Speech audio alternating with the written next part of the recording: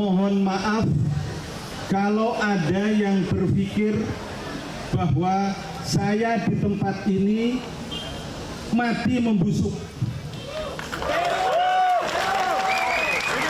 Kalau ada yang berpikir saya di tempat ini menjadi bangkai fisik dan bangkai sosial, minta maaf bahwa itu alhamdulillah tidak terjadi.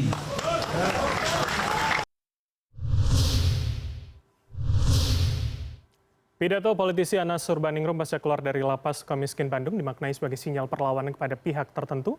Meski dengan banyak frasa maaf, namun banyak pula kalimat yang dianggap tajam dan lugas di akhir pesan politiknya. Apakah kemudian ini menjadi sinyal awal gerakan Anas dan loyalisnya? Ataukah ini hanya pidato biasa saja yang belum tentu mewarnai instrumen politik jelang 2024? Untuk menganalisanya sudah bersama kami Direktur Eksekutif Lingkar Madani Indonesia, Ray Rangkuti. Bang Ray, selamat malam. Malam, Bu. Terima kasih sudah hadir. Sama-sama. Baik, kita sudah mendengarkan bersama tadi. Ya. Dia mengatakan bahwa jika ada pihak yang menunggu, ia membusuk, mati membusuk begitu kalimatnya.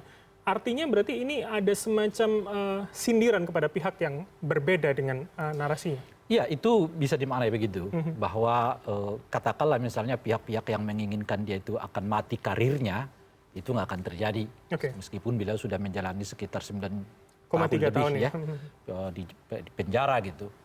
Nah, tetapi itu tidak, menurut saya tidak mengindikasikan akan ada sesuatu yang besar yang akan menjadi faktor yang bersangkutan untuk melakukan gerakan perlawanan itu gitu.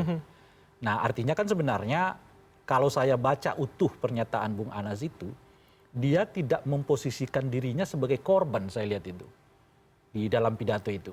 Artinya misalnya dengan menyebut saya ini adalah korban dari konspirasi politik, misalnya begitulah ya, dibuat bahasanya gitu ya, yang ingin mematikan karir saya lalu masukkan saya ke penjara dan seterusnya, misalnya begitu. Tapi bukankah itu bisa dimaknai sebagai ia adalah survivor begitu tentu maknanya? Oh iya, tentu dia survival, tapi kan belum tentu dia mengakui ada proses itu terjadi. Jadi dalam bahasa yang lain begini, saya memang masuk penjara, bisa saja prosesnya karena kriminalisasi, bisa prosesnya karena memang fakta hukumnya, kan kira-kira gitu.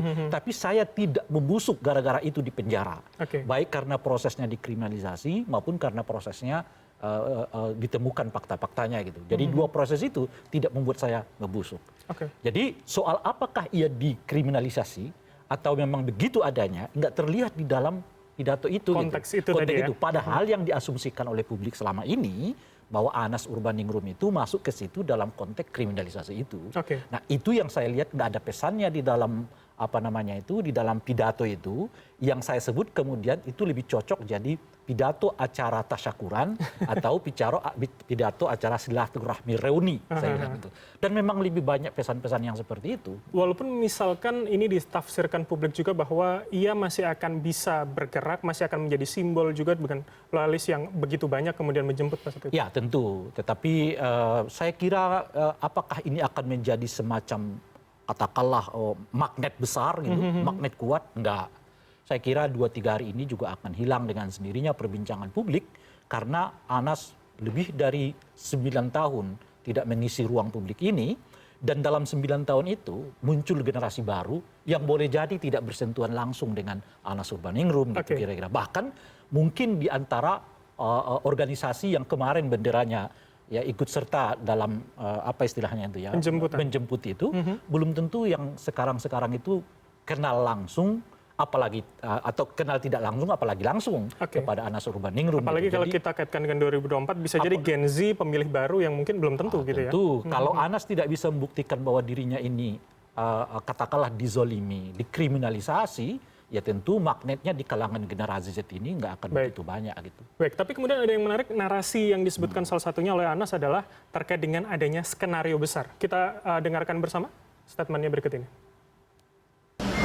Saya juga mohon maaf kalau ada yang menyusun skenario besar bahwa dengan saya dimasukkan dalam waktu yang lama di tempat ini menganggap bahwa Anas sudah selesai.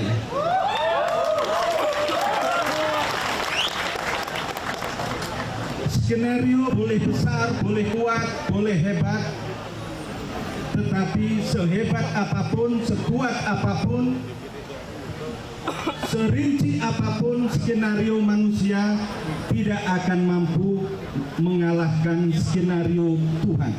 Dalam tradisi para aktivis, pertandingan, kompetisi itu hal yang biasa.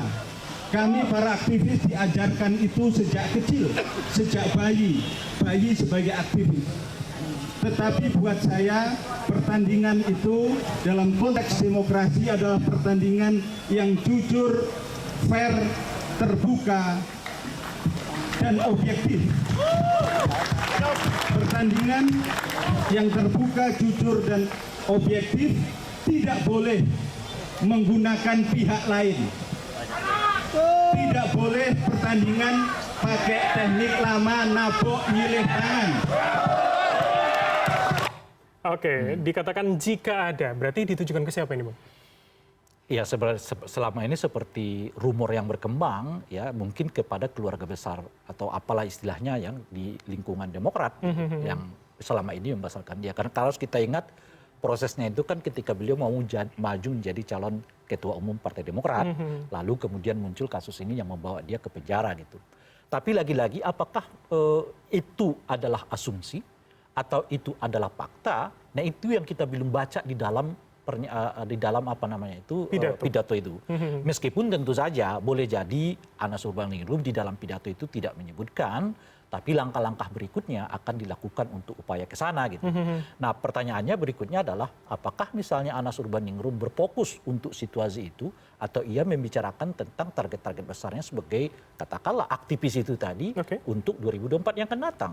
Nah itu saya tidak tahu, itu tinggal pilihan kepada Bung Anas ya. Tapi seiring dengan waktu saya pribadi merasa bahwa kalau pola Anas seperti pidatonya ini, saya kira yang terjadi itu hanya sentuhan-sentuhan kecil gitu ya. Nggak akan ada semacam apa yang saya sebut tadi itu magnet yang besar terhadap kasus ini. Gitu. Oke, tapi yang menarik tadi di akhir yang kemudian kita tampilkan adalah dia mengatakan pemilu atau kemudian permainan yang jujur dan adil. Ini kan seakan-akan kemudian antitesa dari apa yang terjadi, seakan-akan begitu. Bisa kita maknai begitu? Ya, saya kira begini, kan konteksnya saat itu kalau ketika dia jadi calon ketua umum, memang orang membayangkan dia akan jadi salah satu kandidat calon presiden gitu ya. Tapi kemudian kan karena peristiwa itu semuanya gagal. Dia tidak jadi ketua umum apalagi jadi calon presiden gitu. Dan itu memang mendekati pemilu 2019 yang lalu, 2014 yang lalu gitu ya. Dan oleh karena itu saya kira referensinya masih ke situ. Bukan referensinya ke 2024 yang akan datang.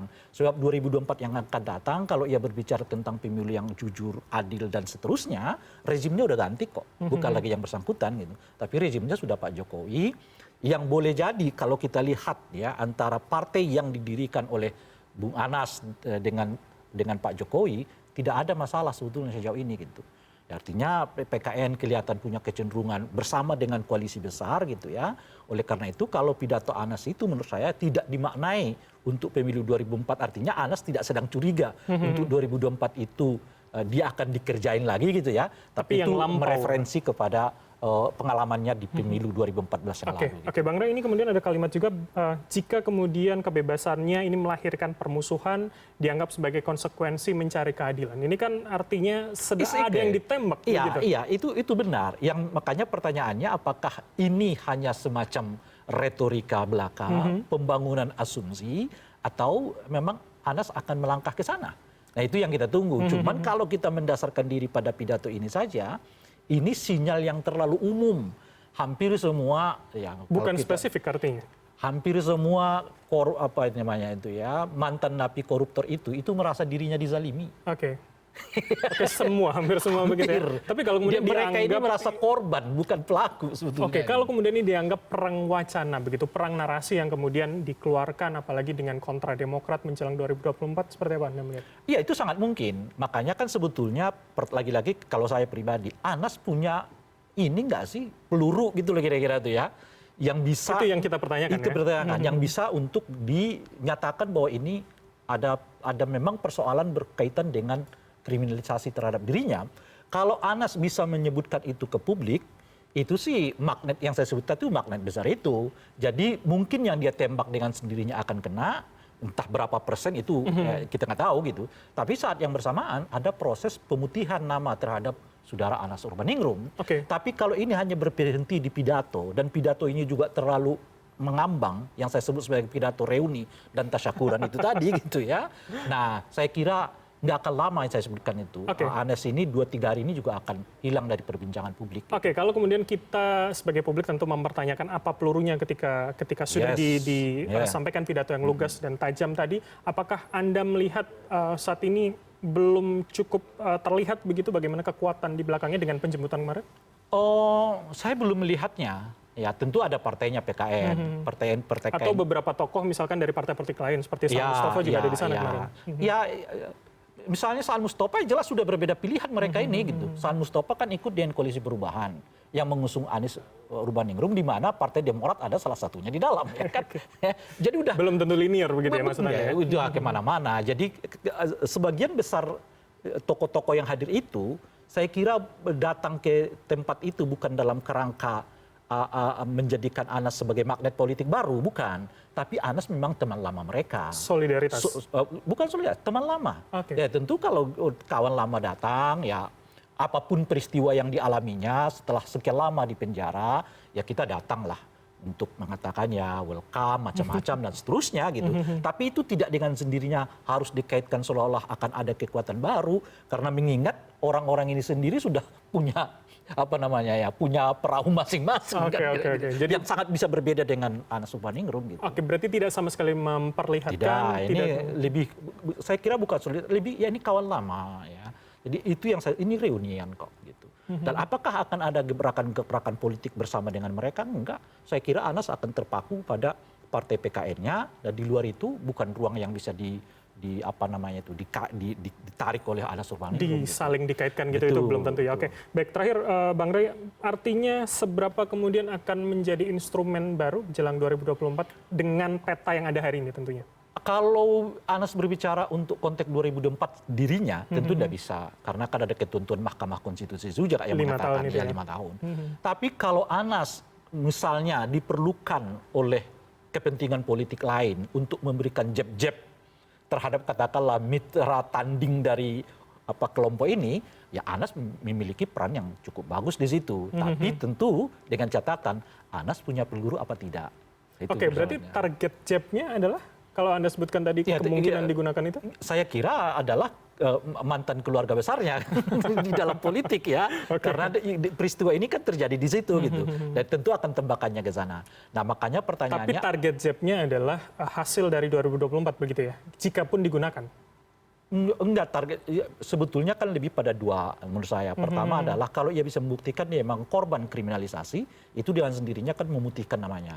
Jadi begitu ya masuk gelanggang politik nanti 5 tahun atau pasca 2024, dia nggak punya beban lagi untuk menyandang beban mantan napi koruptor, kan kira-kira gitu. Karena dia diputihkan melalui proses pembuktian non pengadilan ini, tapi dia bisa disebutkan melalui data-data kan. Itu pertama. Yang kedua itu tadi, kalau Anas bekerja sama dengan mitra politik dari lawan tanding dari partainya yang sebelumnya, ya tentu saja dia punya target 2024, tapi bukan lagi-lagi kepada dirinya, kepada partainya, dalam hal ini adalah PKN gitu. Jadi boleh jadi PKN-nya nanti akan ketiban pengaruh politik dari langkah-langkah Anies ini, dari upaya-upayanya untuk melakukan jeb-jeb itu gitu. Dan berdampak pada Demokrat begitu ya? Tentu dengan sendirinya. Oke, kita akan tunggu seperti apa kemudian langkah yang Anda sebutkan sebagai peluru. Itu gitu. yang penting. Oke, baik, terima kasih Bang Rey Rangkuti, Direktur Eksekutif Lingkar Mada Indonesia, telah bergabung sama kami pada kanal Pemilu Terpercaya. Demikian kanal Pemilu Terpercaya pada malam hari ini. Pastikan Anda mendapatkan update informasi terkini seputar pemilu dan Pilpres 2024 hanya di CNN Indonesia, kanal Pemilu Terpercaya. Saya Bram Herlambang pamit undur diri. Selamat malam. Sampai jumpa.